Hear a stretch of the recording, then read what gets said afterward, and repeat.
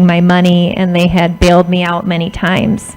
And so I had calculated up what I thought that amount was and talked to them about that and said, these are how I calculated, and this is the amount that I believe I owe you. And my parents, I have heard some parents will say, oh, don't worry about it, I'm glad you're sober.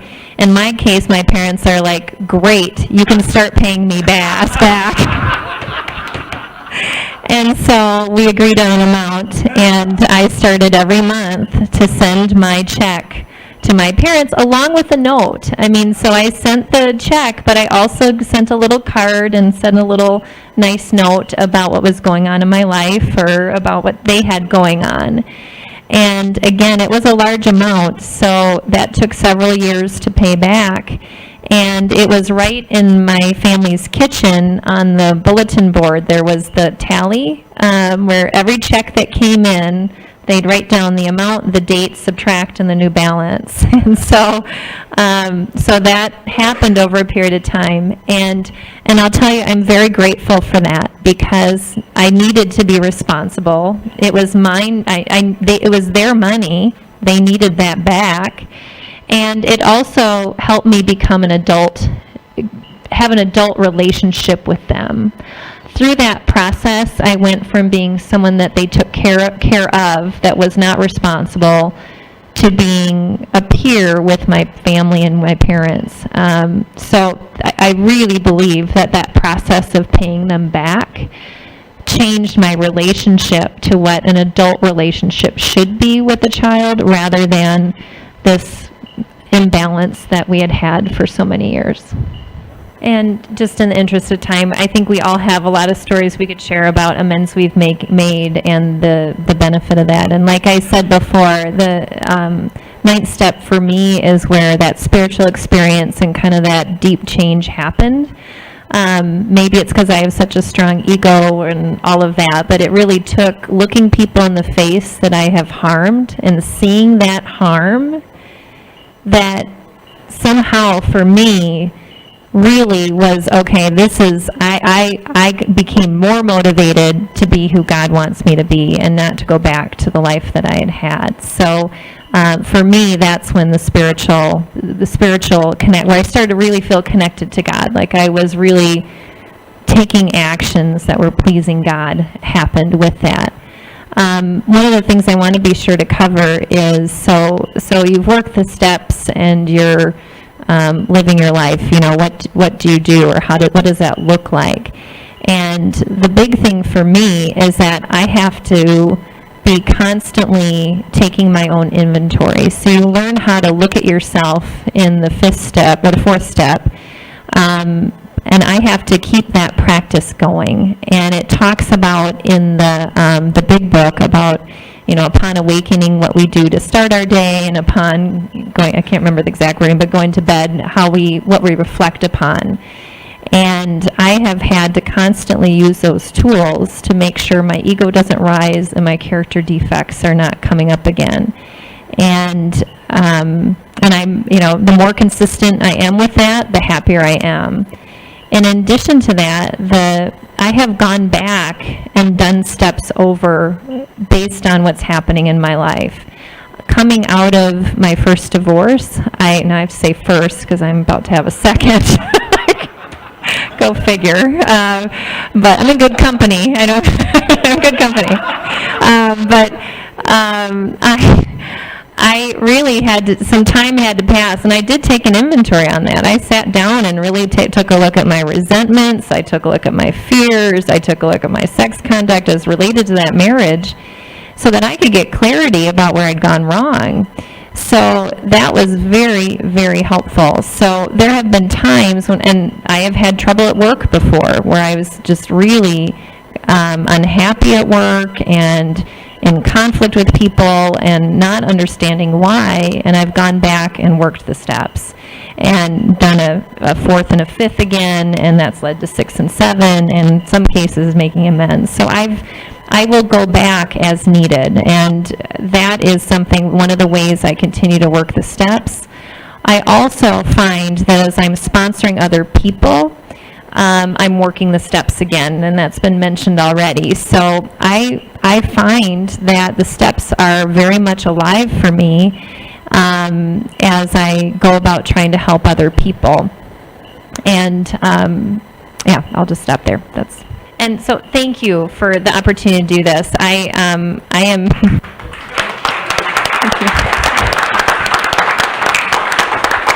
thank you. Very humbled. Okay, we'll end it with a prayer. I am responsible. When anyone, anywhere reaches out for help, I want the hand of aid always to be there. And for that, I am responsible. I have to confess, I'm not sure about the unity prayer. If any one of you wants to do it, unity statement. I have, yeah. Yes, Dave. Well, yeah. And I'm also walking the aisle. And I have the pleasure of I'm giving you away. Oh, no. To this guy, no. So, yeah, we'll do the declaration of unity. Please repeat after me. This we owe to AA's future. To place our common welfare first. To keep our fellowship united. For on AA unity depend our lives. And the lives of those to come. So, anybody, the prayer?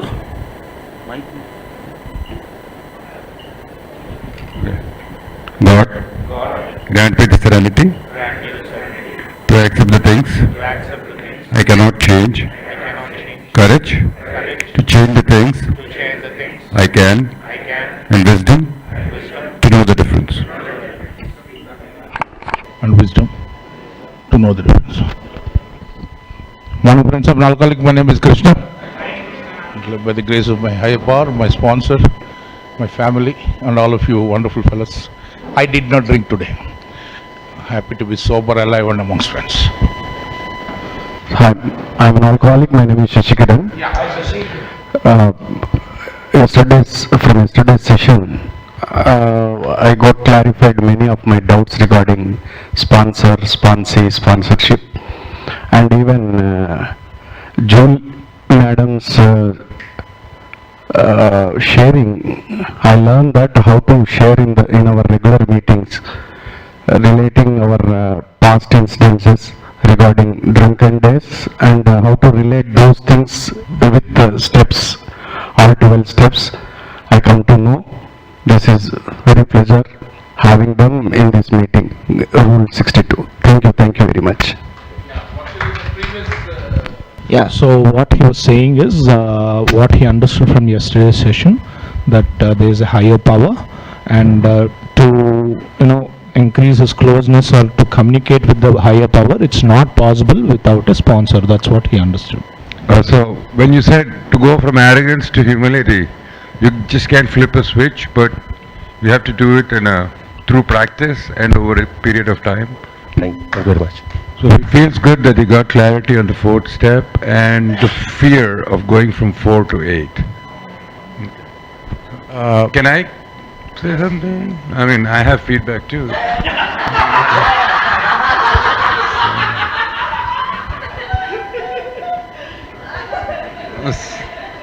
So, one thing is...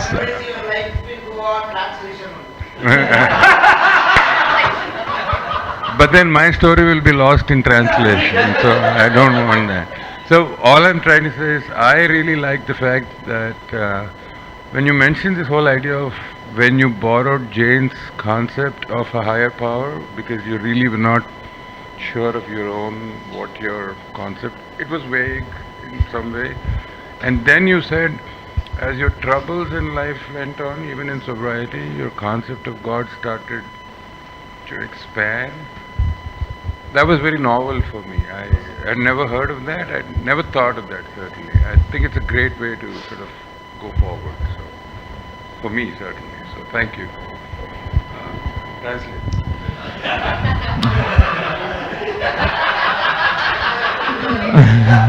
Now let me share my experience. First of all, the action to change your character defects. That was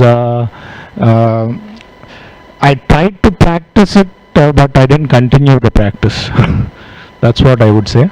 And after your story, I would definitely do a little bit initially and keep building on it, as you said. And after hearing your sharing, I understood that this program definitely works at your hardest times in life. That's more important. Yeah.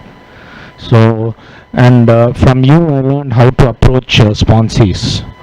Okay, there are a lot of misconceptions, but what I learned, hopefully I'm not wrong, that you show love and you do approach them with an open mind and open heart, saying that, okay, if you need help, I'm here.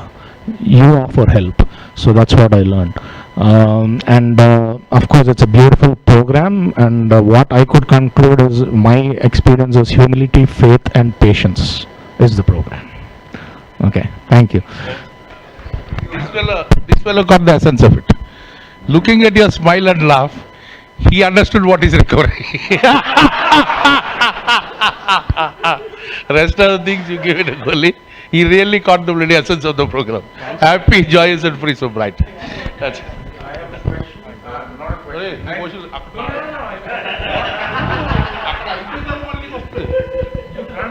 Yeah, I'm an alcoholic. My name. Oh, I'm sorry. I really didn't. Yeah, I'm an alcoholic. My name is Shiva. So I used to think humility was driving a sports car and stopping in McDonald's to eat. So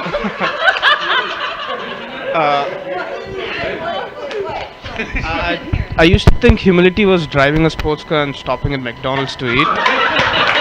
So yeah, I learned that humility is, you can show humility through very small actions from you, and I did learn that it works, it gets better. So when you were talking about the 9-step, my spine was getting cold, I was getting really scared as shit, but you were smiling, and that made me realize that it's gonna be better in the end. And yeah, I did learn a lot from you guys, especially from others here. I learned that things do get better if you take them one day at a time from Satyanarayana. He's a good friend there, he's a roommate. And I did learn unity from Karthik, who's been always there. So yeah, it's been a good journey here. Yeah. Good morning, I am Rajesh, alcoholic. Yeah. Change. Jim told change. Yeah, definitely change is required, and for that I have to go through the steps. And this is the message I got, might be through God, through you people have come here and given the message. I am being here all these days. I was postponing. I was telling my sponsor, we'll start tomorrow. So that tomorrow has turned into today. So that's what age says, don't drink today, tomorrow we'll see. So that is the main good message I got, and the sharings were wonderful, and a lot of motivation and inspiration we have got. I have got basically, and definitely I want to. So next year you can ask my spouse about me, not now. Definitely next year a lot of changes you can find in me if we meet again. So thank you very much. I'm an alcoholic. My name is Gautam. About yesterday, the thing was, I was really insistent on asking something about the 6th step. I really needed to know that. You know, if it seemed like I was kind of obtrusive or whatever, I apologize. I learned that the character defects that I had served me a purpose. You know, it was something that I felt like they've been planted in my head or something. You know, I was just carrying things that I wasn't responsible for. But the conditioning of my mind and the way that I've been behaving, the CDs were there because I kind of made them myself. It's not that my higher power kind of plotted and said, okay, this guy is going to have these CDs. That kind of, you know, because the desire to change wasn't there till yesterday. I was like, well, I was born with this, you know. That and what Ramana said about the higher power, I really related to that, you know. I keep drifting into an area where I understand the higher power thing, and suddenly I become a non-believer when I wake up the next day. The faith is very difficult. Faith is very difficult, and that's why when people talk about the third step, like I said, man, that's the most difficult step in the 12 steps, at least for me. I don't know about others. I've been brought up in an atheist. My parents are both atheists, and there's no religiosity at home or whatever. So it's difficult for me to relate to God. Then this Jim had a talk to me downstairs about relating to my sponsor's higher power, and that helped. Yeah, that kind of made it feel a little better, and it was a great session. Thank you. I learned so much. Gautam ఏమన్నాడంటే గుణదోషాల గురించి నిన్న Julie గారి షేరింగ్లో గుణదోషాలు ఇంతవరకు గౌతమ్ అనుకున్నట్ట పుట్టుకతో వస్తాయి, పోయినప్పుడు పోతాయి, ఏదో ట్రై చేస్తాం మనం అనుకున్నట్టు తప్ప గుణదోషాలు మనమే నిర్మించుకుంటాము, వాటిని నిర్మూలించుకోవాల్సిన బాధ్యత కూడా మనదే అన్న విషయం చాలా విదితంగా అర్థమైంది అని ఒక విషయం చెప్పారు. రెండోది ఏంటంటే తనకి నాస్తికుల కుటుంబంలో పుట్టడం వల్ల దేవుడి మీద నమ్మకం అది చిన్నప్పటి నుంచి లేకపోవడం వల్ల ఆ రెండో సోపానంలో ఒక ఉన్నతమైన శక్తి మీద నమ్మకం అన్నది కొంచెం కష్టం అన్నది తన నమ్మకం. కానీ నిన్న జూలీ చెప్పడంతో ఏంటంటే ఓకే నాకు క్లారిటీ వచ్చింది ఉన్నతమైన శక్తి మీద ఎలా నమ్మడం అన్నది. మూడోదేమో జిమ్ గారు చెప్పడం ఏంటంటే నీకు ఉన్నతమైన శక్తి మీద నీ అంత నీకుగా నమ్మకం లేకపోతే నీ స్పాన్సర్ ఉన్నత శక్తిని కొంచెం అరువు తెచ్చుకుని ముందు పని మొదలుపెట్టు అన్న సందేశం చాలా నచ్చింది అని చెప్పారు. See, he was saying that the newcomers, when they're coming after 1 week or 10 days, if they're being told to read the big book, start the journey on the step book, they're saying that we're just new, we are not yet there yet, so we'll come for 90 days, 90 meetings, then we'll think about big book, then afterwards we'll think about the step book. What I asked him in our own language is, if they are not willing, you're not going to push it down their throat, number one. Number two, did they wait for the second drink? Or the third day, just because they have started drinking newly, did they not go to the bar again? Did they hold back themselves that we'll do after 90 days? We'll drink again? No. Morning friends of alcoholic, my name is Krishna. So we hear a lot about connecting with higher power, getting the higher power strength, drawing it for staying sober. And 11 step says,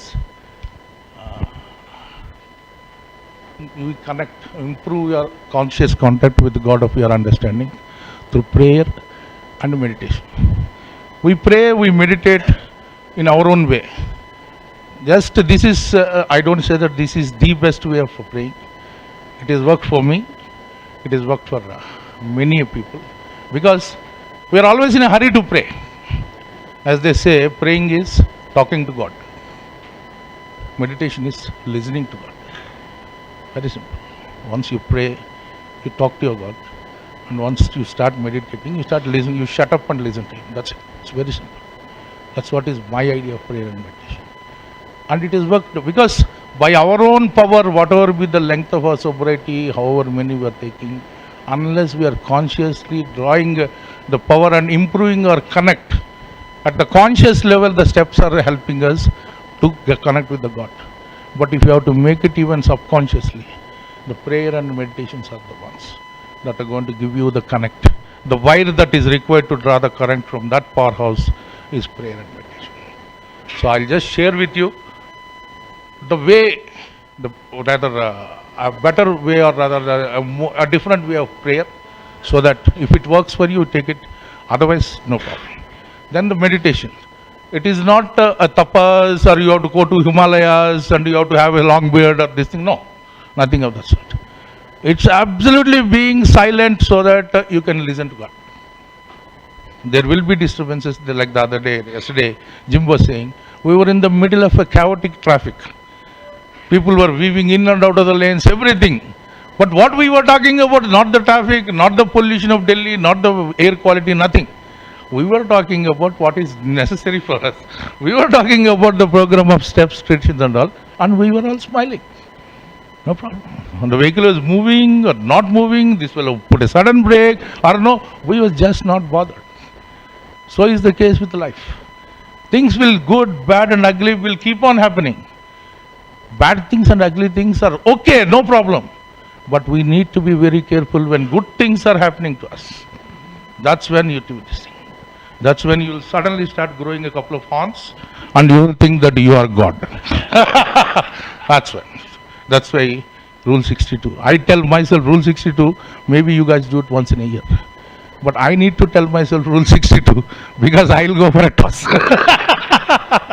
So this is what it is. This is what I'm going to share with you. And in the process, you will do it with me.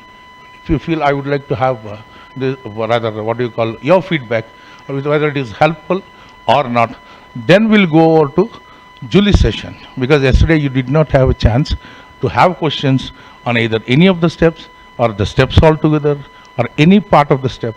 Then she'll be answering the questions. Then we'll go to the real crux of the program, traditions.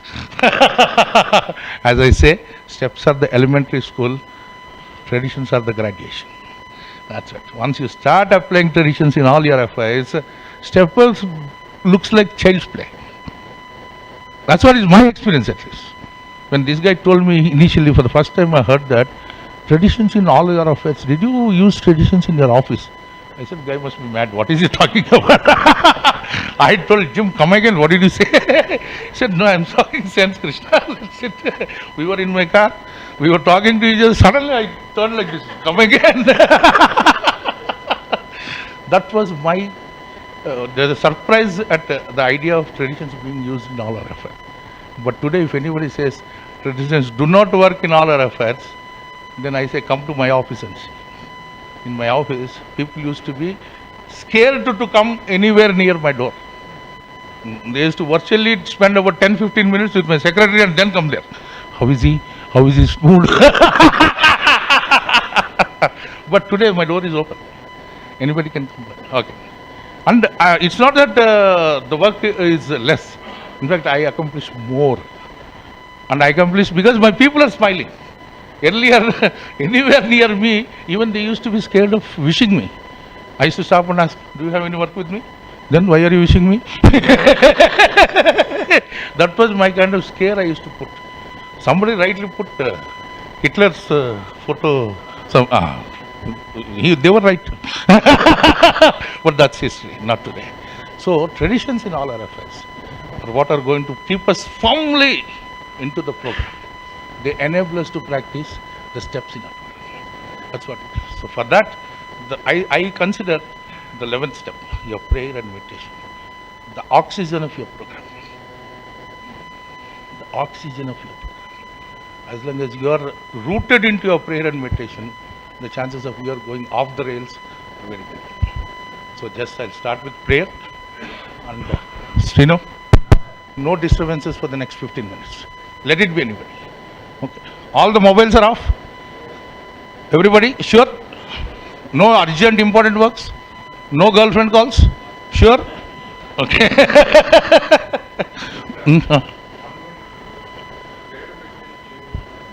Prayer English lo chedam.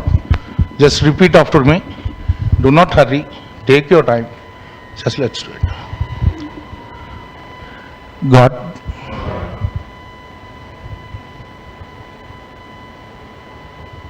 grant us the serenity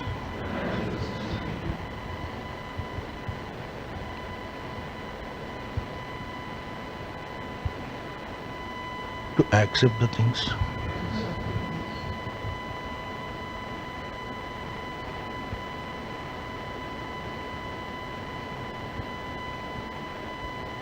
we cannot change.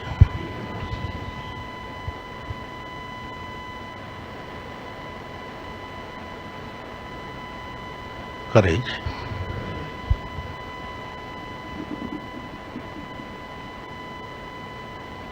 to change things.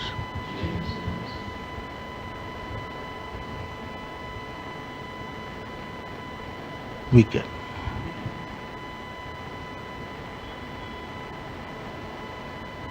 And the wisdom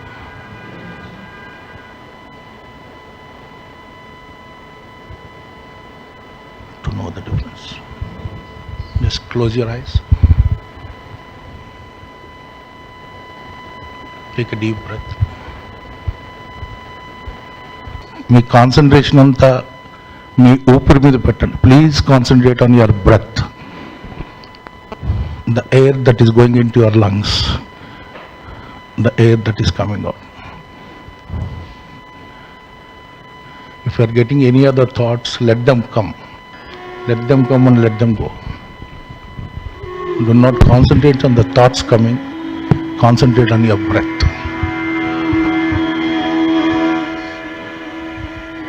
Take as deep a breath as possible. ఎంత దీర్ఘంగా ఉంటే అంత దీర్ఘంగా.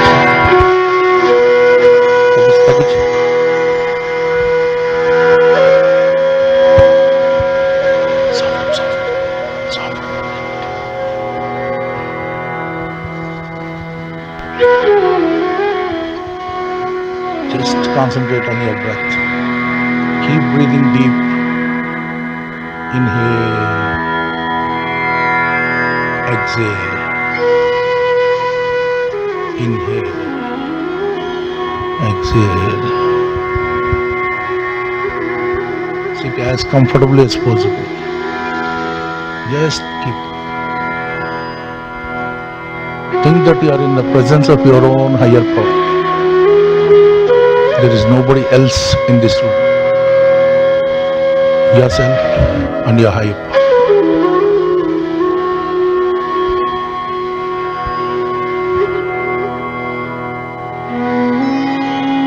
Just you and your God. And your God is in your breath. Just concentrate on your God. Just watch the air going into your lungs. Watch the air traveling out. Do not bother about anything else. ఊపిరితిత్తులకు వెళ్ళే గాలిని, దాంట్లోకి బయటకు వచ్చే గాలి తప్పితే దేని గురించి ఆలోచించండి. వచ్చే ఆలోచనలు రానివ్వండి, వాటి గురించి ఆలోచించండి. Do not bother about the fleeting thoughts. Now even I am stopping talking so that you can be with your higher powers. Let it go on. Do not be in a hurry. Take the breath as slowly as possible and leave it out as slowly as possible.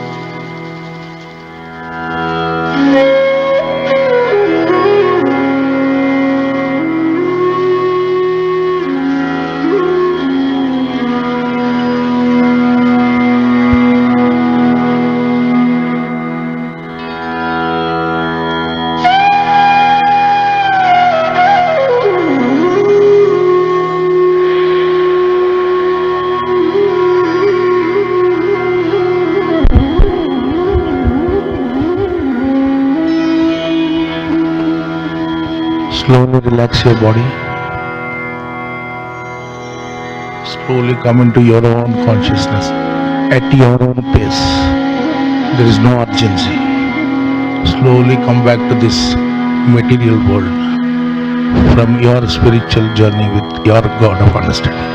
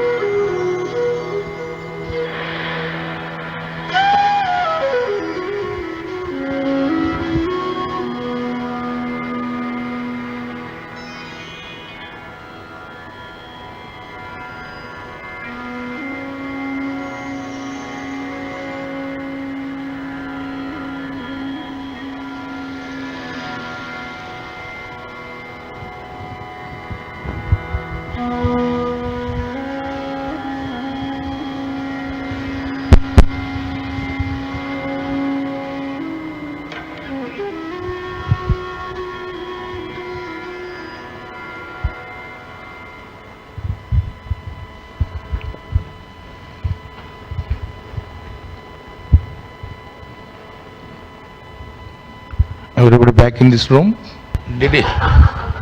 Did anybody find any difference? Those who found difference, please raise your hands. మీకు తేడాగా మీ మామూలుగా prayer చేసుకున్న దానికి ఇప్పటికీ భిన్నంగా ఉంది, బాగున్నా బాగాలేకపోయినా తేడాగా ఉందనుకున్న వాళ్ళు చేతులు ఎత్తండి.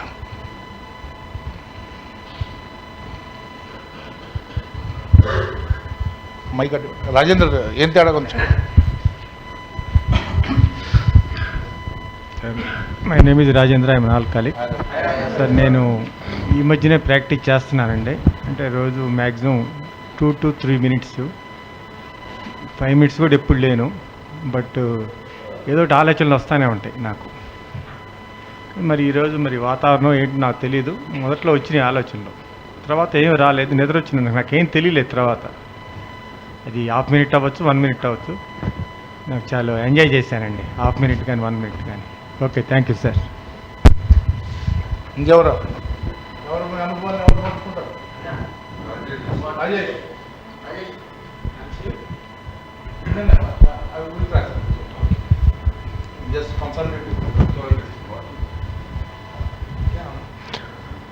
Rajesh, alcoholic. Yeah, I keep doing it every day. Actually, 15 minutes meditation I do it, and yeah, the thoughts keep coming and keep passing on, and I reach a stage wherein nothing is there, and I feel very good at that time. And at present, I do guided meditation only as Krishna was guiding, and I really feel good, energetic, and fresh. Any difference in prayer? Prayer, I didn't notice that. In fact, about the prayer, I didn't notice it. Usually when I do the serenity prayer several times a day for various reasons, not least to start my morning and end the night. But I go through it and over time, I wouldn't say hurry, but as a matter of ritual, if you will. I'll be honest. Today, when you deliberately paused in between words for a rather long time, I was thinking about what those words meant to me. Things that I cannot change. I was thinking about the words when I was doing the prayer instead of, because I have it by heart. It's not a difficult prayer to get down, but so. I'm Jane, I'm an alcoholic.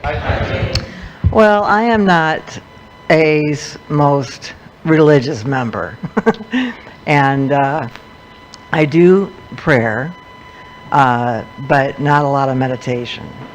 So I'll take this with me because if nothing else, I felt very relaxed, which for an alcoholic who is as intense as I am, that's a very good tool. So anyway, I appreciate it, Krishna. Yeah. I'm Jim, I'm an alcoholic. I really like the slowing down of the serenity prayer because it allowed the prayer to have more depth, a stronger presence within me. And you know, as you had mentioned earlier, I could quietly reflect on the meaning of the short phrase, right? Rather than the prayer as a whole, or just the key words, you know, of courage, you know, and wisdom. It gave the prayer a new dimension and a new presence. And then using that as a foundation for some quiet meditation allowed me to slow down, and especially on this trip where we've been running very hard, very fast, doing many things, going from place to place. It really just kind of brought me back truly at peace and in the present. It was a wonderful experience. Thank you. Jody Fear, alcoholic. As was mentioned, the Serenity Prayer was a tool, a prayer that was given to me early in my sobriety and one that I have relied on through the years.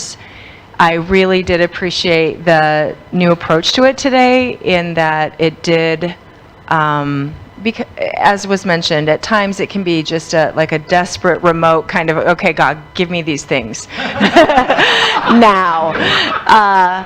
But this was a slower approach and a deeper, it gave it deeper meaning. As far as meditation, I've had different concepts of that through my sobriety, and I've had a period of time where I did practice this type of meditation and benefited from it. As of late, my meditation has been, prayer is talking to God, meditating is listening. And for me, my meditation has been in meetings of Alcoholics Anonymous, where I'm listening to what I believe is God in the form of a group of drunks.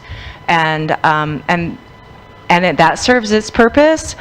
But this was a great reminder today of the benefit of this type of meditation, and I appreciate the reminder. Julie Duran, it's Alcoholic.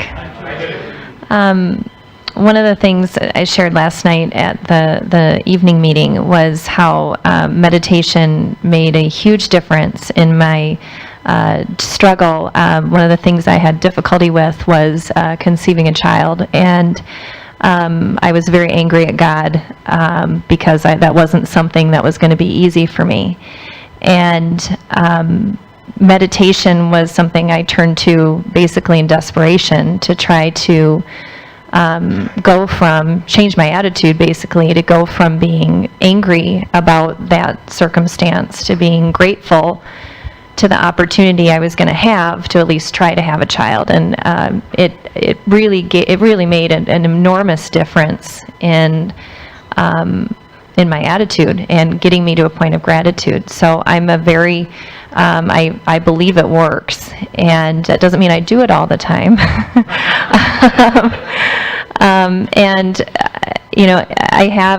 I do like guided meditation because that gives me something that I can focus on rather than silence. And so I actually have an app on my phone. I found apps that give you guided meditations, and lately I've been trying to do even 2 or 3 minutes. They have 2 or 3 minutes, and it's like even that I've found when I do it increases my patience. So as I'm going through the day, it seems like the days that I meditate, I'm much more slow to react to things that happen. So I'm slower to anger, I'm slower to respond, and I'm more thoughtful in how I respond. And that's been really important lately in my life. So I have been, I've kind of picked up that tool again, and have used it. And I'll just mention another way that I have found peace and meditation is in movement.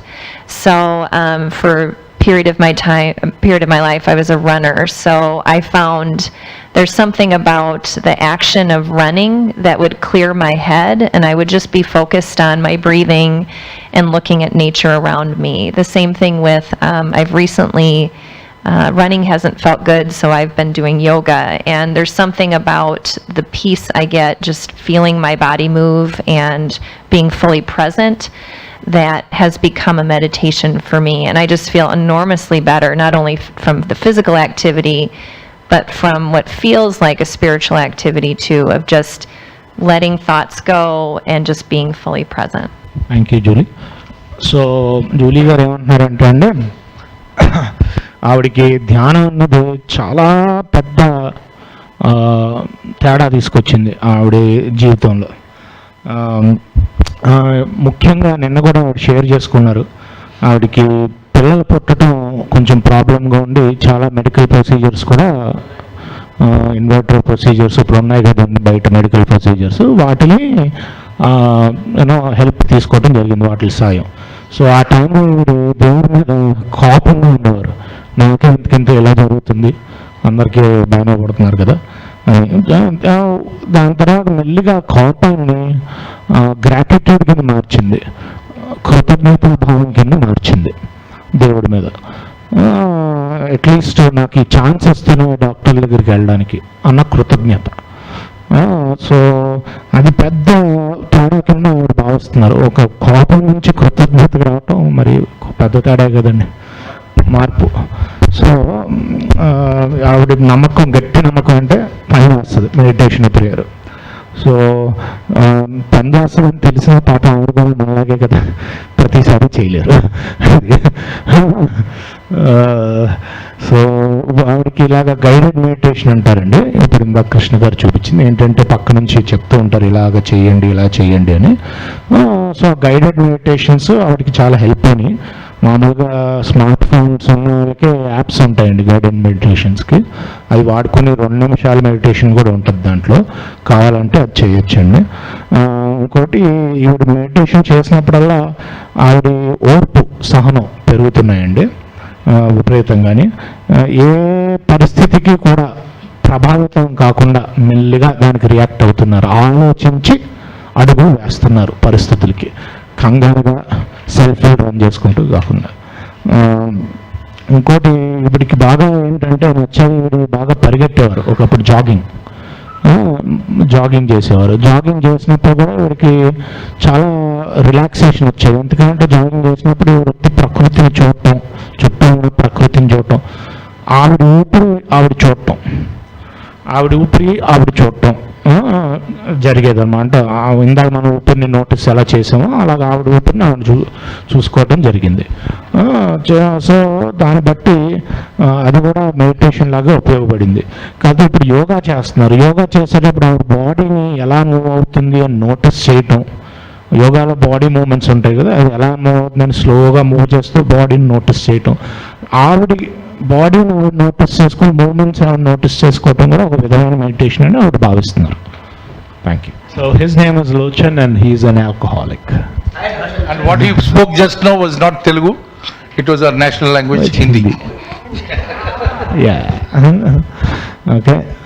So he was always drinking and making others drink alcohol, and he was trying to hide his drinking, and he thought he was doing it very efficiently.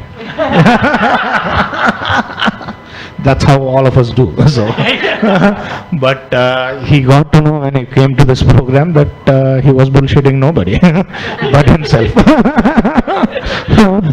So here he will also learn one day at a time, which he never knew before, and his life has changed, and he got to know that he couldn't cheat anybody but himself. And each prayer, every time he does a prayer, it gives him a lot of strength and peace, mainly peace. So that's what he said in short. Koti. Hi, his name is Koti. He's an alcoholic. So for him, he tried meditation, but he had a lot of problems with his thoughts and a lot of disturbance in his trials. But today, when he did the guided meditation, first his mind went to the music, and then he slowly felt calm in his inner thoughts. And when he felt calm, he's saying the calm I feel, the peace I feel while I'm awake is so different from, of course, it's way better than the peace I feel while sleeping. You do get peace while sleeping, but this you can really feel the peace. Yeah, so that's what he said. So his name is Ramakrishna. He's an alcoholic, like all of us.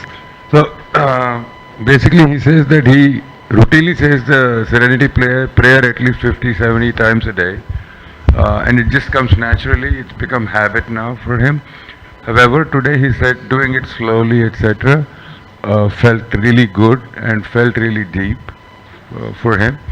And then meditation, he said, is not really that much of a meditator. However, with the music in the background, he felt very light in body and mind at the end of even 2 minutes of meditation. Krishna, may I say 10 seconds or something? I remember a convention in Hyderabad when a speaker from Chennai came out and almost like threw out a competition. All of us were there. And he said, which is the most important word in the Serenity prayer? And so everybody was like, accept, serenity, or courage. And then at the end of the exercise, it was concluded that every word of that prayer was important. There was no like the most important word in the prayer. So I was just reminded of that when we did this slowly. Hi, my colleague, my name is Shashikiran. Today when we did our guided meditation, I felt a little bit difference with my usual meditation. And first of all, a lot of thoughts came into my mind when I concentrated on my breath, deep breath, slowly, the rate of thoughts which are coming from outside reduced. Finally, I got almost what until last. I did not get any thought. Simply concentrating on my breath. That's all. Thank you. అప్పుడు join అవుతుందండి. నేను step work మొదటి నుంచి కూడా sponsor నాకు ఒకటే చెప్తుంటాడు, పేరు మెడిటేషన్ ఈ రకంగా చేస్తే బాగుంటుందని చెప్తారు, కానీ నేను చేయలేకపోయానండి. అప్పటి నుంచి కూడా ఈ రోజు వరకు కూడా అలా చేయలేకపోయాను. ఎందుకంటే ఇప్పుడు కూడా ఒక 10 minutes అలా ప్రాక్టీస్ చేస్తే ఏవో థాట్స్ వస్తూనే ఉన్నాయి, కానీ ఆ ప్రేయర్ మెడిటేషన్ కలిసినట్టుగా ఆ దేవుడు ఎలా ఉండడు ఏంటో వెళ్ళట్లేదు. ఎందుకంటే బుర్రల్లా ఏదో ఇరుక్కుపోయినట్లు ఏదో ఇలాగా ఈ థాట్స్ వస్తూనే ఉన్నాయి. ఒక 2 నిమిషాల పాటు మట్టుగా 1 second 2 seconds అటు మళ్ళీ ఏదైనా ఈ రకంగా ఉందండి. Thank you sir. Thank you. So this man over here is Jagan. He's an alcoholic. He was saying that he's been advised by his sponsor to do this for a while now. He's not been able to continue the practice. Even today, he said that his mind is flooded with thoughts when he's trying to concentrate on his breath.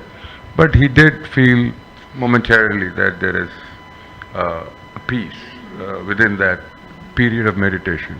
And this gentleman over here is an expert English speaker, but I'll speak for him. More the googly. So MG Rao Garu says that he's not a big practitioner of prayer and meditation in his private life, outside meetings, and hence he's being modest, and he says, I'm not qualified to comment on any changes. His name is Ishwar, and for him it was relaxing what we did, but what he's saying also is that from morning to night 12 o'clock his life is always running around and doing hectic stuff. So from yesterday when he came to this particular program, what he thought was the program itself was relaxing. Having breakfast and lunch served on time, just coming, sitting here calmly, listening without running around to do stuff. And the same things reflected in his meditation. So that's it. Anybody who wants to use it can use it. Who want to improve on it, improve on it. Please understand the 11th step. Try to improve our conscious contact with the God through prayer and meditation, asking only for knowledge of His will for us and the power to carry it. Don't ask for girlfriends, boyfriends, Mercedes, Bentleys. God has got no business in improving others' business. So, no, Undu. Why? Don't you open your eyes and do it, man. No, meditation doesn't require closing of the eyes. Period. There is an open-eyed meditation. No, let them play. Let them play. That's what it is. Concentrate on the breath, not on the mind. Not making an argument against the prayer. No issue. See, I'm saying when I try to pray, that happens. that's why stop closing the eyes. Open eyes. Slowly you will close your eyes yourself. It's as simple as. First start one step. అది సంగతి. ఏమవుతుంది ముందు చెయ్యి. Did you ever got scared of trying new stuff in drinking? No.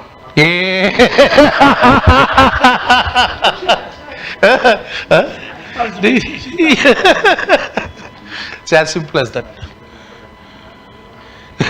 It's very simple, like trying a new drug or a new drink.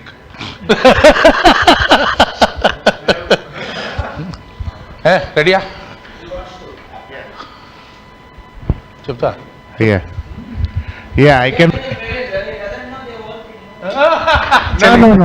No. Yeah, I can relate to you, Julie. Yeah, when me and my wife are struggling for the first time for the conception of a baby, we were in a lot of irritative mood, and she was having her own struggles mentally, emotionally. I was having my own. I was 4 years into sobriety, and Krishna and Chandrasekhar were the first people to congratulate us. But at that time, our gynecologist told us, you both sit separately and do meditation at least for 15 minutes. Because you both are hyperactive. She was going through her own struggle.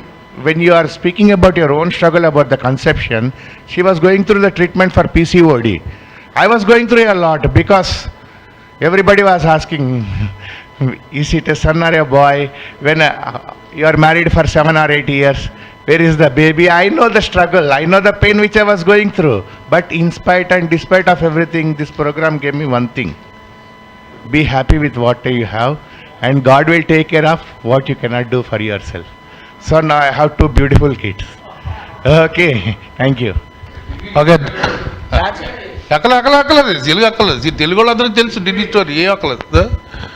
Now that closes the prayer meditation part.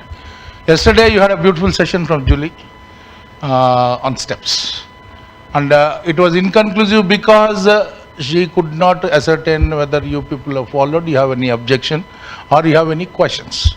So the rest of the session, Julie will take all the questions.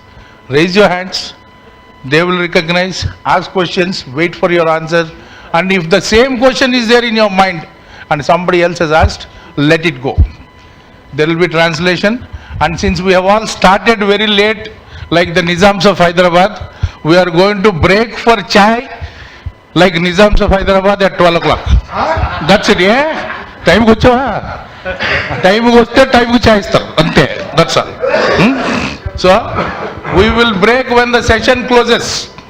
That's all. Then only you will be served tea. Till such time, no tea, no biscuits. So no questions, guys. No questions. Sir. Drive in. We get to chat. No, President will order it. Master. Sino. Hey, Srinivas. Right. I'm MG Rao. I'm an alcoholic. I want you to kind of bear with me and also excuse me because my question, I guess, is a bit academic. Because we have been through a few orientation programs on the steps, and in some of them we were told, I mean, my question now begins like this. In steps 5, 6 and 7. No, thanks for asking the question. I'll just share with you my interpretation and my view, since I'm certainly not an authority on Alcoholics Anonymous. The words defects of character and shortcomings, I do consider to be very interchangeable as different words for the same thing. Arrogance and selfishness and being irresponsible, those are both shortcomings and defects. I tend to look at those as the same thing. Wrongs I view a little bit differently. Wrongs feel like when I'm acting in my character defects, I end up impacting others, and that's the wrong. What is the wrong? The wrong is because I'm arrogant, I don't listen to you, or because I'm arrogant, I make my own decision without consulting others, so it's almost like I look at defects and shortcomings as kind of that, what's internally, that spiritual problem that's in me. And the wrong is, as a result of that spiritual problem, how I affect others. Because when I make amends, I try to admit my wrong. So I'll speak to how I wasn't truthful or how I harmed you in whatever that is. I try to be very specific when I make amends. And then I also try to say the character defect or the shortcoming also. You know, I was very selfish, and because I was selfish, here are the things that I did that affected you. Because I think there's some power not only in admitting to the action, but also admitting to the actual defect. You know, to say that I was insensitive and I was selfish and I used you in this way. I mean, to be able to say that has some power to it. So that's my view, and I guess, I mean, is that good? Okay. జరిగిన తప్పులు మనలో నైతిక గుణదోషాలు ఏదైతే ఉన్నాయో ఆ గుణదోషాల కారణంగా మనలో ఆ తప్పులు జరిగినాయి అని చెప్పేసి నెక్స్ట్ స్టెప్కి వచ్చేసినప్పుడు తెలిసింది. And what are these defects of character? He calls them as shortcomings. How are they shortcomings? Because you are born with those defects. And those defects see the light of the day when you begin drinking, and you also start acting selfishly in pursuit of your alcoholism. So how I say it is, when you make an analysis of your when you do your moral inventory, you come across the wrongs you have done, you come to attribute those wrongs to the defects of character, and those defects of character become shortcomings because you are born with them. Because you are born with those defects of character.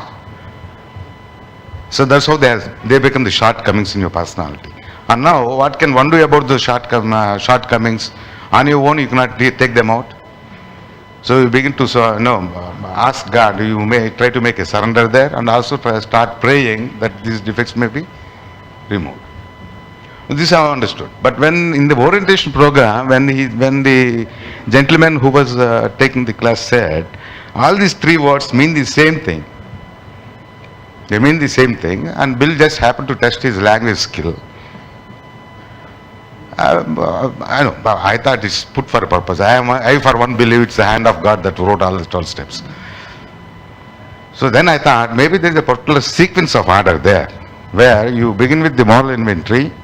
You find the wrongs with you, and then you find the wrongs being, your wrongs are on account of the defects of character in you, and your defects of character are born with you. They become shortcomings since you are born with those defects of character. So that's how I understood them. So I have been struggling with this. Is my interpretation right or wrong? Something like that. Can I pitch in? I'm sorry. I'm an alcoholic. My name is Pratham. I want to just add to Mr. M.G. Rao's experience. What do they mean to you, Mr. M.G. Rao? Sit down. Yeah. So when they, thank you. No. When he said all the three words mean the same thing. What do they mean to you? No, it's not. What do they mean to you? They mean. What do they mean what I said. They mean what I said. They mean the steps, not only the words alone. I cannot take the words, I cannot isolate them from the sentence in which they were mentioned, and explain them differently. I can say what wrong is a wrong, a defect of character is a defect of character, a shortcoming is a shortcoming. I was just looking at it when he interpreted it as something the same. All the three things mean the same thing. Then I began to have, probably not. There is no need for Bill to test his English skills. So then I thought, is there a particular order in that? And I've been struggling with this for the last 1 year. Am I right?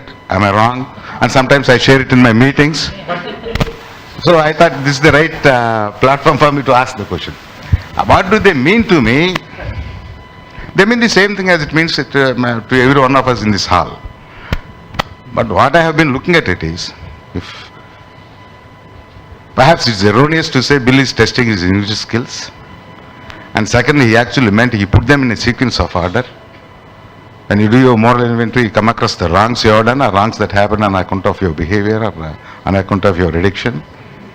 And these things happen, these wrongs happen solely on account of your defects in the character. And the defects of character are something which you are born with. And you have on your own no power to remove those defects of character. So you get ready to have them removed by God. Then you make a prayer saying, please remove these shortcomings. This is how I understood it. I just want to know if I'm right in that, or perhaps is it essentially skills of English that Bill, the gentleman who took the class was referring to. Just, I want to add a comment here, if I'm allowed to, Mr. Srinivas? Okay, so I'm Karthik, I'm an alcoholic. Very good, take it up. For me, it doesn't make a difference. I'm screwed up in the head, I got to get it right. Whatever you call it, you can call it. But whatever my sponsor tells me, I just do that. Okay, he wants me to write the column heading as character defects. Okay, character defects. As long as I know what selfishness means, what laziness and procrastination means, what fear means, which is my most important defect, and dishonesty. As long as I know the meaning of the character defects, for me it doesn't really matter where I apply what.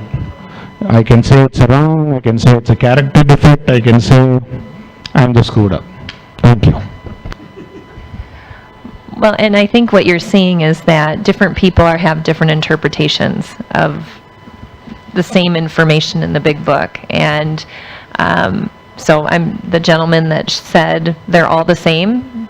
That was his interpretation, and that's something that he was able to work with. I think that how you've interpreted it to say one leads to the next is also a valid interpretation. I don't know that there's a right or a wrong. I think ultimately it's what actions do you take with that to address it. So I think it's because the thing that I appreciate about Alcoholics Anonymous is that Alcoholics Anonymous does not ever say this is how you became an alcoholic or this is why. It just starts at the point of if you are, we can help you. So there's not it doesn't get into how we get here, how we become alcoholic, other than it's a disease and this is what it looks like, and if you have it, we can help. And it doesn't go there. And a lot of people, when they're new, especially coming into Alcoholics Anonymous, want to get into why. Why am I alcoholic? What made me this way? And a lot of counseling and other very well-meaning, helpful people that work with us also look at it that way and try to get into childhood and, what were you born with and all those things. We don't really care. It's like, if you are one, here's what you can do about it. So I think that, and the steps for me are, okay, you've got it, what do you do with it? And again, there's room for interpretation of how, the individual words and things like that. I do think Bill was trying to be kind of fancy in his vocabulary. I think he was trying to be a little grandiose and using different words. And, I've seen lists of how Bill refers to God, in about, 20 different ways throughout the whole thing. So I think there's some element of that's there. But I think it's a good question. What does it mean to you? And then given what you find, what do you do with it? So that's, I don't know. My first question is how to practice third step every day, day-to-day life. And I'm little bit confusions in doing third step. And a big confusion in my mind is every incident in everyday life, we have to apply all 12 steps at that point. At that moment of time, we have to apply all the 12 steps. For any incidents or any happens in the moment while during the day, I have to apply all the 12 steps. So when I apply the steps, I get some sort of serenity, calmness in my mind. Otherwise, if I do not apply the steps, I violate the steps, same thing. Contrary to that happens in my mind. So is this my interpretation regarding steps, it is correct or wrong? That's what I want to know. Just to clarify, so it's third step. How do you practice the third step? That's part A. That's part A, okay. And then part B is how do you practice all the 12 steps? His point is, his interpretation is all 12 steps have to be applied to every instance in your daily life. Okay. Right? Okay, every Now the instance. point is, for every instant that happens in your life, you have to apply all 12. And if you don't do Are things going to go wrong? Okay. That's his interpretation. Okay. Yeah, he's wondering. Okay, that's the question. Yeah. That's the question. All right, thank you. That's Okay. the right interpretation. Okay, all right. So how do you practice the third step? I think that, so how do you follow God's will, basically? That's a big question. I would say, I mean, I don't always know what God's will is, but I am usually crystal clear on what God's will is not. So, that I think has been the first principle that I've worked on. And I think through the process of getting sober and working with a sponsor and starting to work the steps, even when I began, I started to get my conscience back. I started to get that sense of right or wrong inside of me. In my drinking, I like everybody, I mean, my sense of right and wrong just got warped. I mean, because I was doing things I grew up knowing were wrong, but I did them anyway. And so I got that sense, and I believe that little voice of right or wrong that I get in my heart, I believe that is God. That is God letting me know. I get little, what I call nudges, like go this way, not that way, with things. The other thing is that, especially early on, pretty much everything I wanted to do, every idea I had was selfish and self-centered. So, so pretty much everything idea I had was still pretty sick and warped. So I have to buy that. That is incredibly important that I buy that car right now, even though I don't have the money. And, you know, it's incredibly important that I go to that next job because they're promising me more money and I'll be recognized finally. Or, you know, I just had everything seemed like an urgent decision, an important decision, and something I must have. And for me, the third step has been learning how to not take action, how to pause. And the way that I learned early on to work the third step was just to admit, I don't know what God's will is. I know it is not. But to get to what God's will is probably not a fast decision. Most things that God wants for me are not fast. They're typically very slow, and they develop over time. And so some of the things, because when I was when I was in my drinking, everything was chaos. Everything was fast decisions. Everything was ego. And so I think how I've learned to work the third step is really just to pause and not take action, and then seek counsel from my sponsor. And then over time, I've gotten a better sense of what right and wrong is. As I've worked the steps, my thoughts have become less selfish, like they talk about. I mean, that has happened for me. I oftentimes, not always, but I will think of others before myself.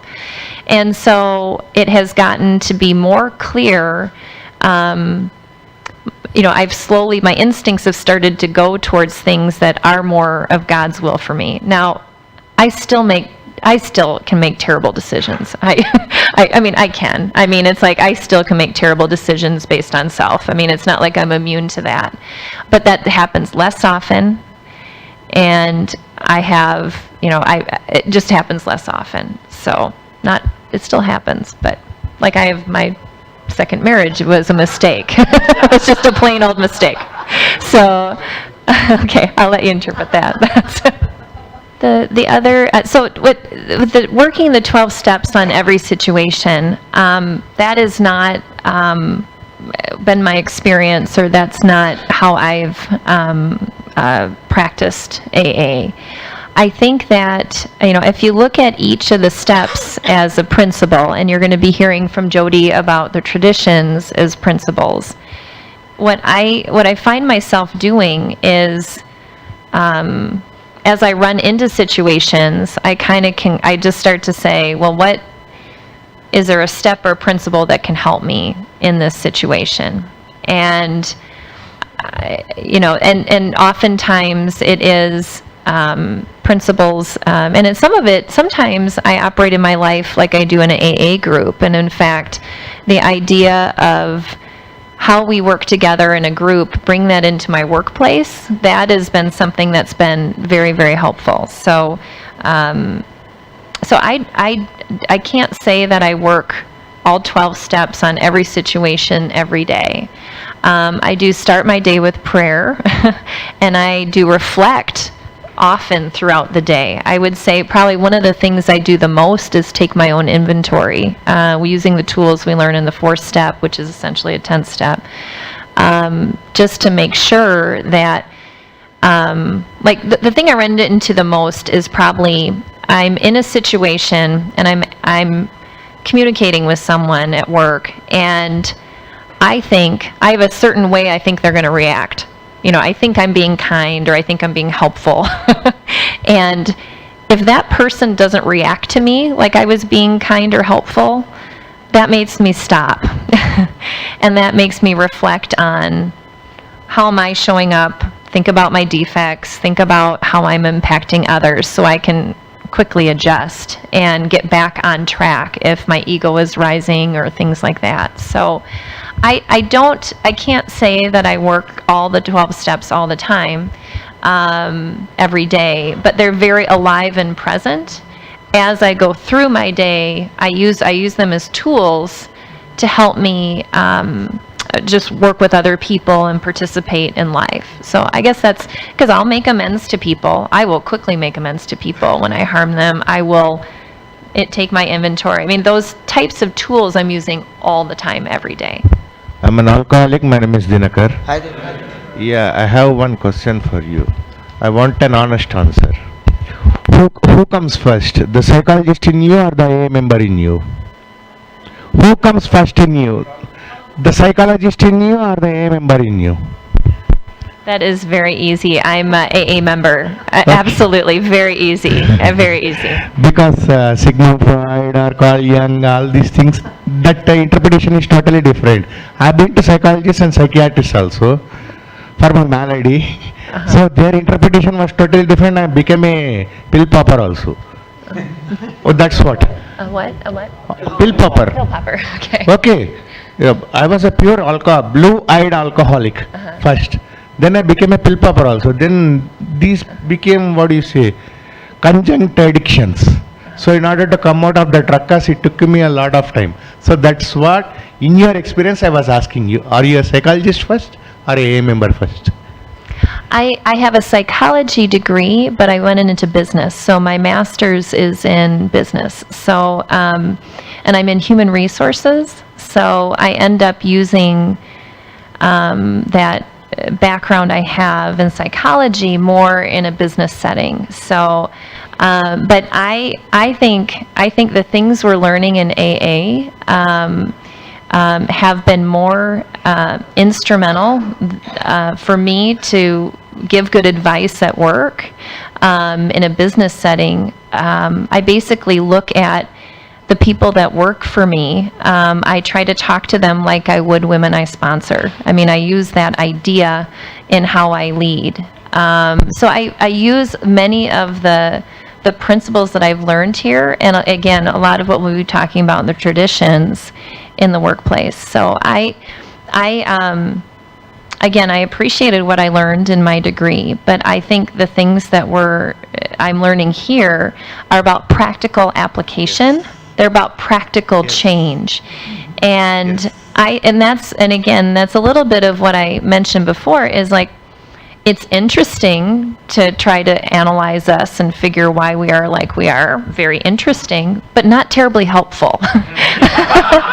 So I respect, and there is a place. I have had women I sponsor that were very active in the program, that have been very committed, still have struggles that did require going to psychologists, and I greatly respect what they offer. I think that what can happen is alcoholism and other mental illnesses can look very similar. And so we are very frustrating for psychologists to diagnose. So on one hand, it is sometimes a difficult road, because if someone has not yet worked the steps and is not yet kind of in the middle of a fellowship and change, they can have symptoms that look very much like mental illness, and we don't know, right? I mean, it's like, I am not a doctor. I can't tell. Is the steps going to make a difference, or do they need additional help? And we have to be very careful, because on one hand, if someone doesn't need additional medication and help, that's going to interfere with their sobriety if they don't need it. On the other hand, if they really do need it, we need to be quick to get them to the help they need. So it's a very that's one of the, it's a fine line. And I have a woman right now that I sponsor that is getting some help on some early childhood trauma she had, and it is from a psychologist, and it is making a huge difference. You know, the steps and doing the 5th step gave her some significant relief. However, there was more work to do that we're not qualified for. So it was a very positive thing for her to find. And again, the beauty is she's talking to her sponsor about the psychology work and the treatment she's getting there, and she's talking to her psychologist about the work she's doing in AA. So it's all very collaborative. We're not pitted against each other in any way. So went a little different direction with your question, but it's a good one. It's a good one. We'll begin another session, and this session will be taken by Jody. The session's name is Principles in All Our Affairs. So I'd like to hand the mic over to Jody. Thank you.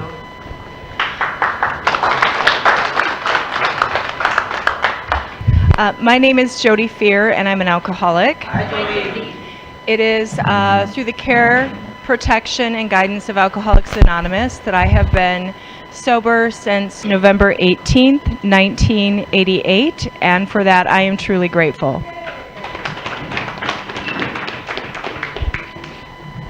So originally my topic was supposed to be practicing these principles in all my affairs, and then I have learned how to become very flexible this week, and today my topic is the traditions of Alcoholics Anonymous. And I'm going to leave it to Jim and Jane mainly to extrapolate out how these principles apply in all areas of my life. It's been my personal passion of late that as AA members, we at least understand how they apply in Alcoholics Anonymous first.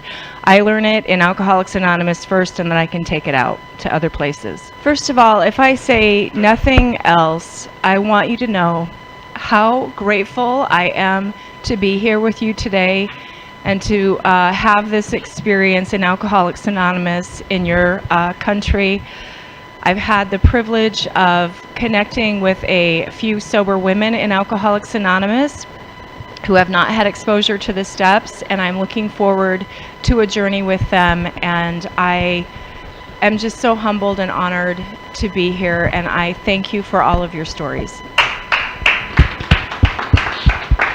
So, I'll tell you briefly what I used to be like, and then get into how I got in touch with the traditions, and then my experience with the traditions as they apply to Alcoholics Anonymous.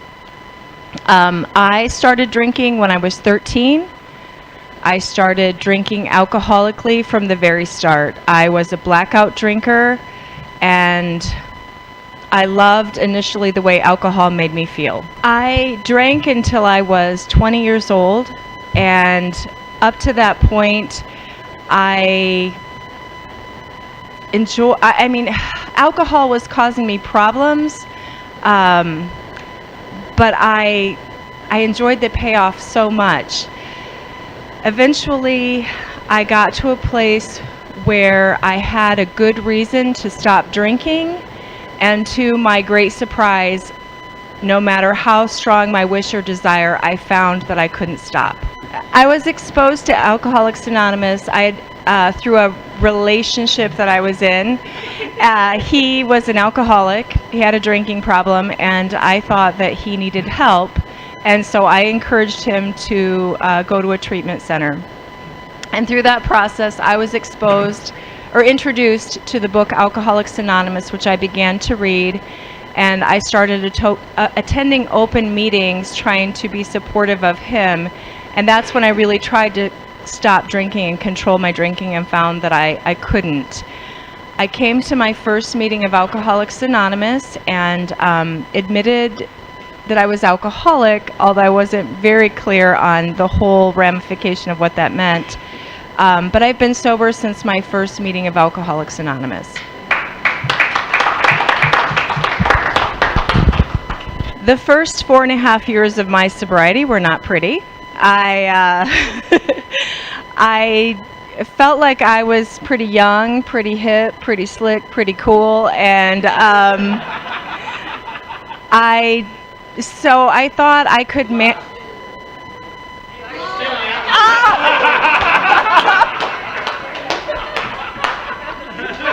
you. Oh my gosh. I'm just staying. No, I'm staying. So anyway, because of that, I felt like I didn't need really to take all the steps, and I was particularly fearful of steps 4 and steps 5, steps 3, step 8, step 9. 1 and 12 I was good with. So I was willing to go to meetings, but I didn't allow myself the help of a sponsor. And the farther I got away from that last drink and the more I didn't have a spiritual solution, the more restless, irritable, and discontent I became. I got to the point where I was ready to either take my life seriously, or drink. I found myself standing in a liquor store looking at a bottle of vodka on the top shelf. It wasn't top shelf vodka, it was just cheap. It was just on the top shelf. I wasn't that kind of drink. And if you relapse, you got to relapse in style. No. I liked Mad Dog 2020 and Everclear straight out. So I was ready to either take my life or drink, or accept the help that Alcoholics Anonymous had to offer. And thankfully, a woman had moved to my area and won my confidence and became my first sponsor in Alcoholics Anonymous. The sponsor that I had moved to our area from out of town, and thankfully she was looking to create an environment in which she needed to stay sober. And because there were a lot of meetings and a lot of groups in my area, relatively speaking. I mean, compared to maybe here, but not compared to where Jim and Jane and Julie live. But there wasn't a lot of really sponsorship and real step work, let alone the traditions. So she and her husband, who was also an AA member, myself and another woman started a meeting in Alcoholics Anonymous. And my first service position was right away. We had a business meeting and they voted me in as GSR. The format of our meeting was a speaker meeting, and so we would have speakers come, because what we did and the message we carried was foreign in the area we were in. We would bring speakers in from other areas, and at that time Jim and Jane lived in Iowa, probably an hour and a half drive away. So occasionally we had the privilege of having Jim or Jane or someone from their group speak at our meeting, and that's how I got introduced to them, which was probably 25 years ago. So my introduction into the service structure felt like initiation by fire, and I had no experience and I didn't know what I was doing. And it felt like when I would go to these service conventions, like they were speaking a foreign language that I didn't understand, which were like the traditions and business related to Alcoholics Anonymous. So what I would do, and I don't know if he even knows this, I didn't understand what was going on. And so when there was a vote, I would just watch to see what Jim did. And however he voted, I voted. I'm the type of alcoholic who wants to know what they're doing before they've ever done it, and that was a humiliating experience for me, which began the process of me starting to begin to attempt to understand the traditions of Alcoholics Anonymous so that I could show up feeling better informed.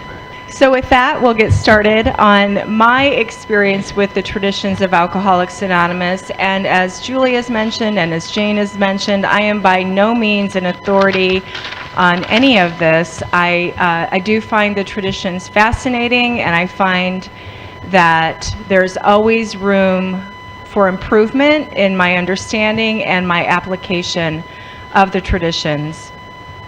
And not only do they help me personally in how to be a member of a group and a better wife, a better mother, a better daughter, a better, I'm self-employed, so I don't know what you call that. I'm my boss and I'm my work. I mean, I'm my employee and my employer. And sometimes the two are in conflict. But also, more importantly, for me as of late, the importance of the traditions, because that AA's future depends upon members of Alcoholics Anonymous adhering to them so that it can be here for the next generation. So ఆవిడ చెప్పేది ఏంటంటే ఇప్పుడు traditions గురించి మాట్లాడటం మొదలు పెడతారు ఆవిడ. కాకపోతే ఆవిడ ఏమి గమనికిచ్చారంటే ఇక్కడ ఆవిడేమి ట్రెడిషన్స్ మీద హక్కుదారిని కాదు, ఆవిడ చెప్పింది వేదం కాదు, దాని మీద ఆవిడ ఎక్స్పీరియన్స్ చెప్తారు. అండ్ ఆవిడకి చాలా ఏంటంటే ఆశ్చర్యం కలిగించే ట్రెడిషన్స్ అవి ఎలా పనిచేస్తాయి అన్న విషయంలో కొంచెం అంతలా పనిచేస్తాయా అన్న విషయం ఆవిడకి ఆశ్చర్యం కలిగించింది. కానీ ఇప్పటికీ కూడా దీని మీద ఇంకా కూడా ఆవిడకి ఇంకా అర్థం చేసుకోవాలి, ఇంకా బాగా వీటిని వినియోగించుకోవాలి, ఆచరణలో పెట్టాలి అన్న భావన ఉంది. ఇప్పటికీ కూడా ఆవిడ ఇంకా అర్థం చేసుకుంటూనే ఉంది, ఇంకా ఆచరణలోనే పెడుతూ ఉంది. మెయిన్గా ఆవిడకి పర్సనల్ లైఫ్లో సాంసారిక జీవితంలో ఆవిడకి ట్రెడిషన్స్ బాగా ఎక్కడ ఉపయోగపడినాయి అంటే ఇంకా మంచి భార్యగా, ఇంకా మంచి తల్లిగా, ఇంకా మంచి కూతురుగా ఉండడానికి ఉపయోగపడింది. ఇంకోటి ఆవిడ ఉద్యోగం ఆవిడే బాసు, ఆవిడ కింద ఆవిడ పనిచేయరు, సెల్ఫ్ ఎంప్లాయిడ్ అంటారు. బేసిక్గా ఆవిడే చేస్తుంది. సో అక్కడ పెద్దగా కనిపించకపోయినా కాకపోతే అక్కడ కూడా ఉపయోగపడింది. ఇంకోటి ట్రెడిషన్స్ మెయిన్గా ఏంటంటే ఆవిడ ఒక మెయిన్ రీజన్ ట్రెడిషన్స్ ఏంటంటే ఆవిడ నెక్స్ట్ జనరేషన్కి ఏని అందించడానికి మోస్ట్ ఇంపార్టెంట్ రీజన్ అది ట్రెడిషన్స్. అంటే మళ్ళీ తరం తాగుబోతులు మన చుట్టుపక్కల కొట్లలో ఉన్నారు చూడండి, వాళ్ళు మళ్ళీ వస్తారు కదా మీటింగ్లోకి, వాళ్ళతో ఉండాలి కదా, ఉండాలంటే మనమంతా ట్రెడిషన్స్ పాటించాలి కదా అన్నది ఆవిడ భావం. So tradition 1, our common welfare should come first. Personal recovery depends upon AA unity. I can give you this. I can give this. You can read off of it. Okay. Okay. Okay. All right. I mean that part. Okay. I'm not gonna. Yeah. Okay. So what this tradition says to me is that I need to sacrifice my selfishness and my ego for the best interest of the group. And the book, the 12 Steps and 12 Traditions book, gives a few examples of, number one, is it okay to bring a drunk who's drinking into the meeting of Alcoholics Anonymous? And my understanding is the answer is yes. They can come in if they're drunk, as long as they're not disruptive. If they're disruptive, then they're asked to leave the meeting.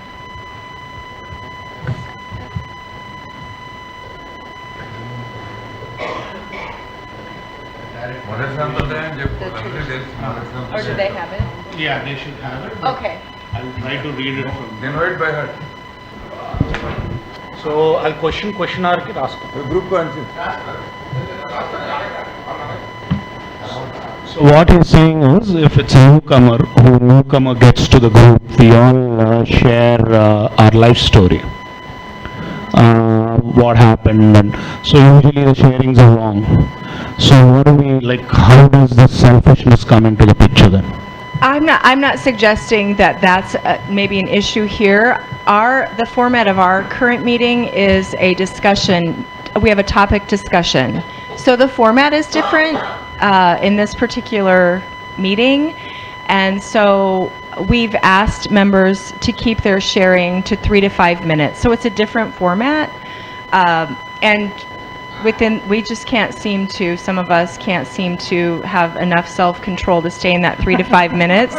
So we had a group conscience, and we've decided to use a timer so that it's impartial. It's just 5 minutes, done. Okay. But it's a different format. Here I would like to clarify, our meeting formats in general are open meetings with sharings of ESH. Topics are rarely given, and especially when a newcomer comes, then we make it a newcomer meeting, wherein smartly the chairperson gives the sharings to the person who is most likely to be identified with looking at the demographics, and they are given the lion's share of the meeting, sharing, followed by the next 2 and 3. Then some of us go without sharing. That is the practice. So our members, this thing is, we are doing that, it is a long sharing, is it okay to do it? That's what Yes, oh gosh, yes. That's no problem. So it's a nice game.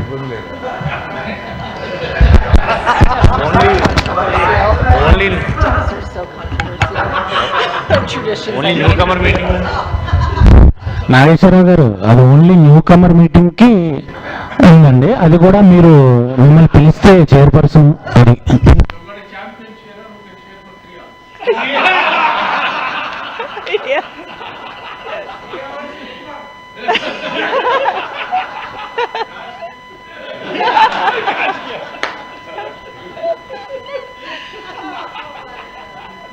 Okay, I'm going to move to tradition 2. For our group purpose, there is but one ultimate authority, a loving God, as he may express himself in our group conscience.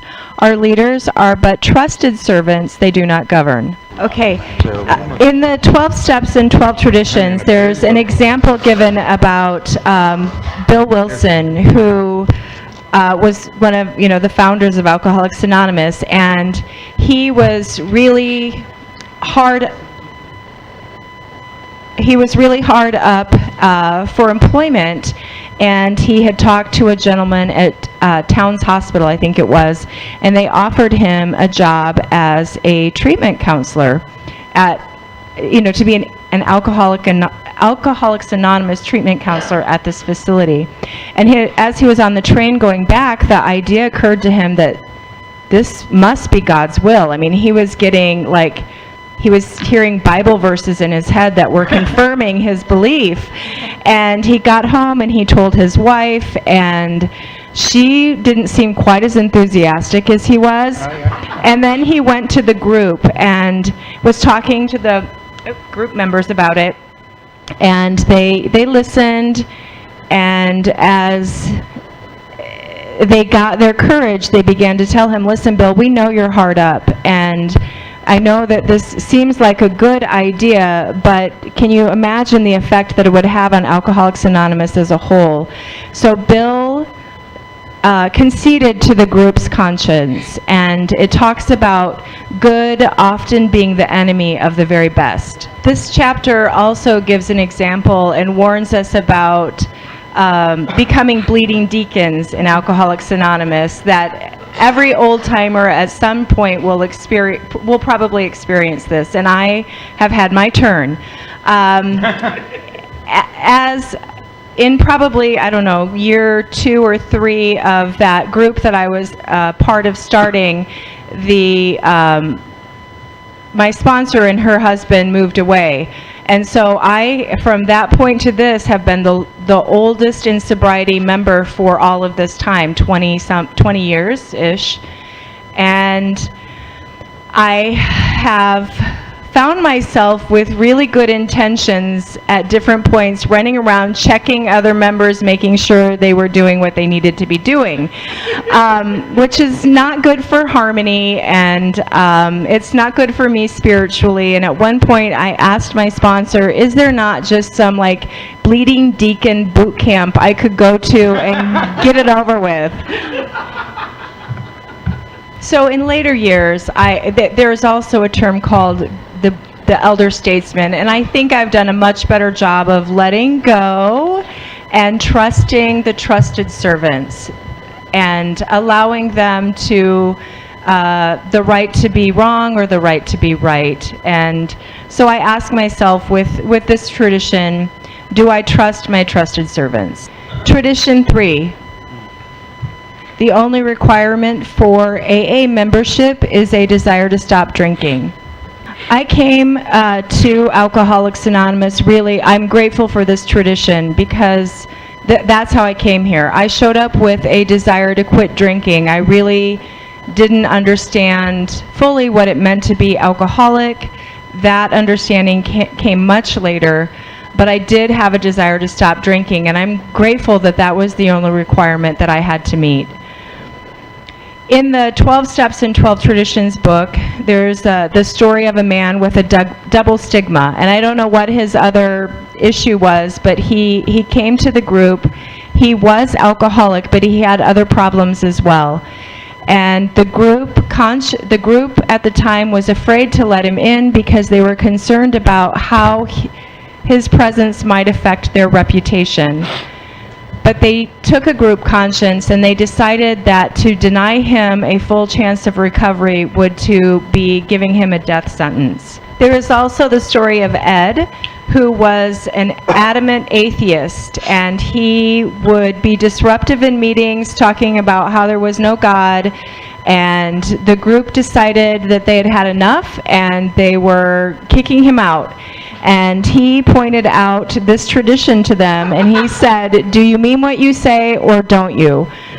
So he was allowed to stay, but he ended up going off traveling on business, and because apparently his closed-mindedness, he ended up getting drunk and coming back and becoming an active, sober member of Alcoholics Anonymous. But they didn't want to just kick him out of that meeting. They kicked him out of AA. They wanted to kick him out permanently. Yeah. So I ask myself with this tradition, where am I intolerant? Do I have prejudice? Do these affect how I am helpful? Do I make everyone feel welcome? Tradition 4, each group should be autonomous except in matters affecting other groups or AA as a whole. Each group has the right to do what it wants as long as it doesn't violate their traditions of Alcoholics Anonymous. Another way of affecting AA as a whole. And this is a good example of, what works for you at your meeting. If you want to have the newcomer talk for 30 minutes and the group conscience is fine with that, that is absolutely fine. Our group conscience decided it wanted to do something else, and we're free to do that too. This is also the tradition that talks about Rule 62. This is where there was a super promoter who, had this facility he started, and there were 61 rules to get in, and the whole thing collapsed, and it was a big mistake. And at the end of it, he came up with rule number 62: don't take yourself so seriously. I believe that each Alcoholics Anonymous group serves its purpose, and while I may find benefit from one particular group over another, Julie may find that the group that I don't find as helpful is saving her life. So because of that, I also ask myself, am I careful about how I reference other meetings or other members? I don't want to be the one to tell Julie, oh, you shouldn't go to that group, or you shouldn't have him as a sponsor, because that may just be the message that she needs to hear. So that I could be, affecting her quality of sobriety or her life. Tradition 5. Each group has but one primary purpose: to carry its message to the alcoholic who still suffers. The very life of our fellowship requires the presentation of this principle. As I was preparing for this talk, it struck me that this tradition is to our fellowship what step 1 is to my recovery. This tradition supports 12-step work. Whatever our abilities or lack of it, each of us, because of our own experience, can be uniquely helpful to the still suffering alcoholic and therefore the group. I cannot keep my sobriety if I'm not willing to give it away. This tradition also talks about the reason this is so important to our group maintaining its primary purpose of focusing on 12-step work, because we could get caught up in a lot of different issues. As an individual member, I can, if I wish, give Jim, if Jim is strapped financially when he gets sober, I can, if I wish, give him a loan or help him to find a job. I could take, if Jane is newly sober and she doesn't have housing, I can bring her into my home temporarily as an individual member. But as a group, we stay out of those issues. We focus only on 12-step work.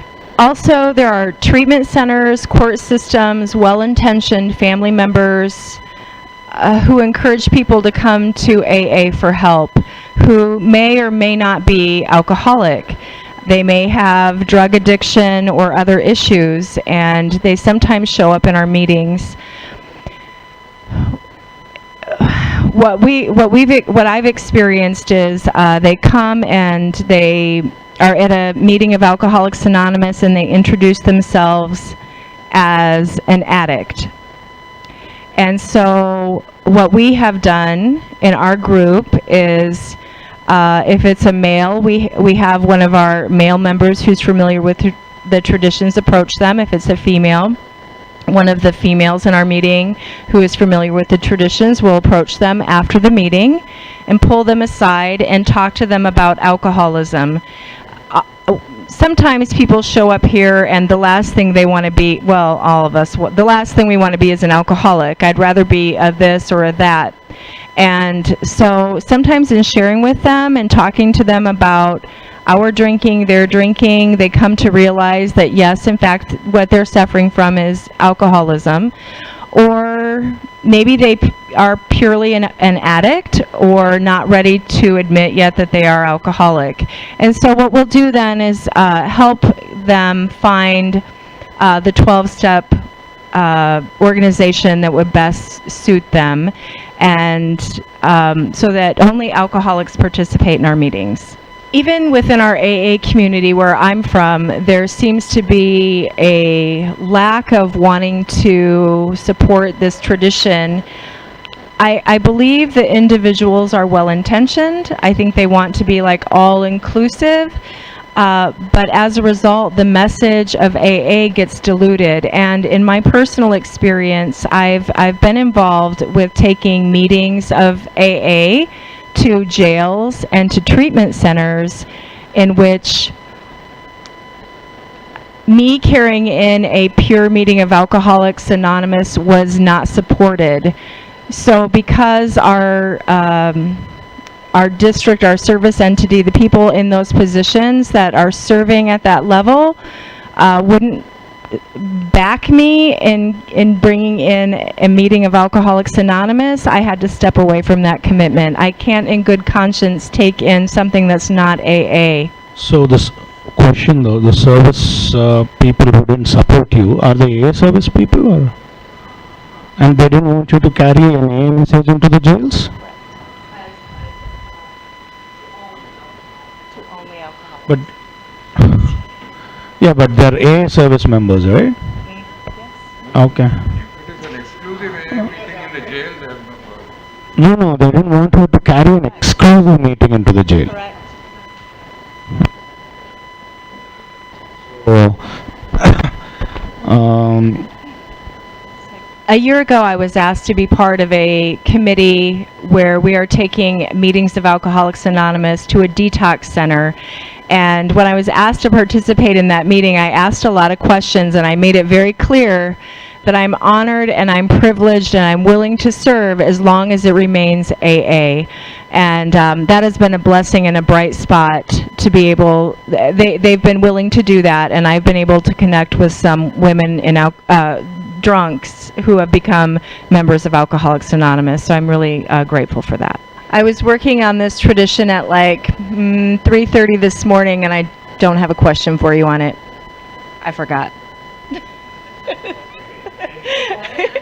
I've had questions for each other tradition, but at this point it was like 3:30 in the morning when I was working on it, and I forgot to come up with a question, so I'm done with this tradition. You're done with the traditions? No, Only this tradition? this one. Okay, This one. okay. But I think we're ready to. Okay, that's fine. That's fine. That is perfect. Okay, tradition 6. An AA group ought never endorse, finance, or lend the AA name to any related facility or outside enterprise, lest problems of money, property, and prestige divert us from our primary purpose. Okay, this tradition talks about that we are all perfectionists, and failing perfection, we have gone straight to the other extreme and settled for the bottle and a blackout. This tradition talks about that we are all perfectionists, and failing perfection, we have gone to the other extreme and settled for the blackout and the bottle.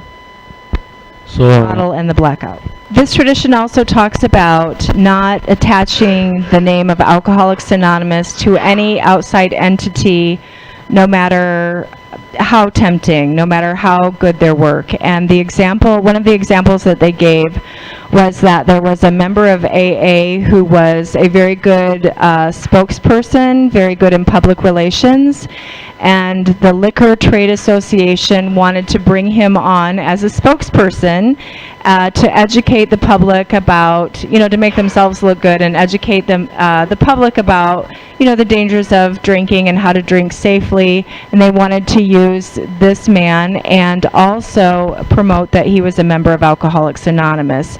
So had it just been for his ability to be a marketing piece, that would have been fine, but because they wanted to use him at the level of press, radio, and film and advertise him as a member of AA who was backing their brand of education.